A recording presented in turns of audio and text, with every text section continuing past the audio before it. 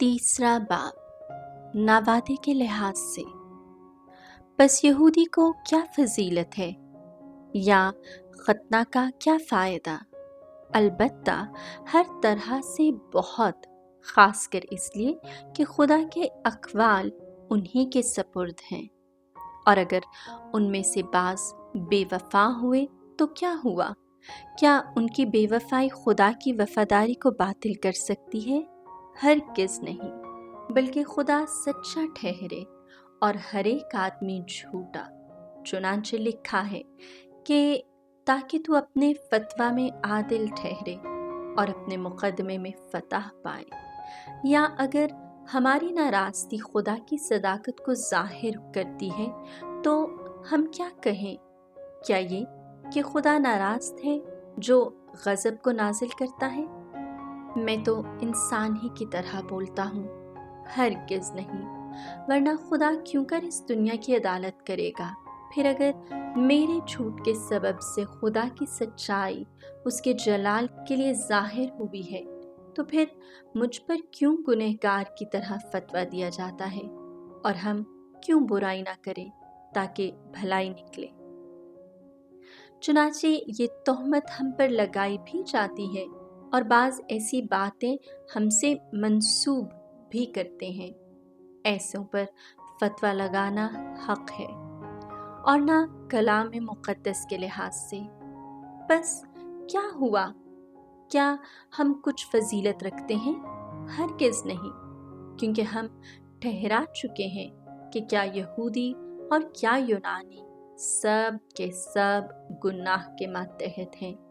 जैसा लिखा है कि कोई रास्तबाज नहीं, एक भी नहीं, कोई समझदार या खुदा का तालिब नहीं, वो सब गुमराह हैं, वो सब के सब बिगड़ गए। कोई नहीं जो नेकी करे, एक भी नहीं। उनका गला खुली कब्र है, वो अपनी ज़ुबान से खुशामद करते और उनके होंठों के नीचे अफ़े का जहर है। उनका मुँह लानत और तलखी से भरा है।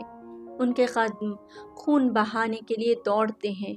उनकी राहों में तबाही और हलाकत है, और उन्होंने सलामती की राह नहीं पहचानी। उनकी निगाह में खुदा का कुछ भी खौफ नहीं। अब हम जानते हैं कि शरीयत जो कुछ कहती है वो अहले शरीयत से कहती है, ताकि हर एक का मुंह बंद हो जाए और सारी दुनिया खुदा के हुजूर मुजरिम ठहरे, क्योंकि शरीयत के कामों से कोई बशर उसके हुजूर सादिक नहीं ठहरेगा, इसलिए कि शरीयत के वसीले से तो गुनाह की पहचान ही होती है।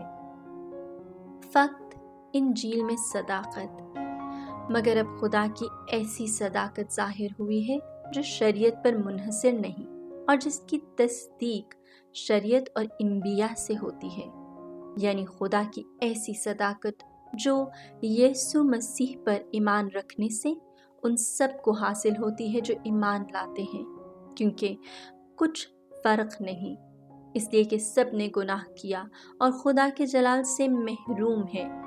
बस वो उसके फजल से, उस मुखलसी के सबब से जो मसीह यस्सु में है, मुफ्त सादिक ठहराए जाते हैं। उसी को खुदा ने उसके खून के बायस ईमान रखने वालों के लिए एक रहमगाह ठहराया, ताकि वो उन गुनाहों से चश्म पोशी करके जो पेशतर हो चुके थे अपनी सदाकत ज़ाहिर करे, यानी खुदा के तहम्मुल के वक्त, बल्कि इसी वक्त भी अपनी सदाकत इसलिए ज़ाहिर करे कि खुद भी सादिक ठहरे और उसे भी सादिक ठहराए जो यीशु पर ईमान लाए।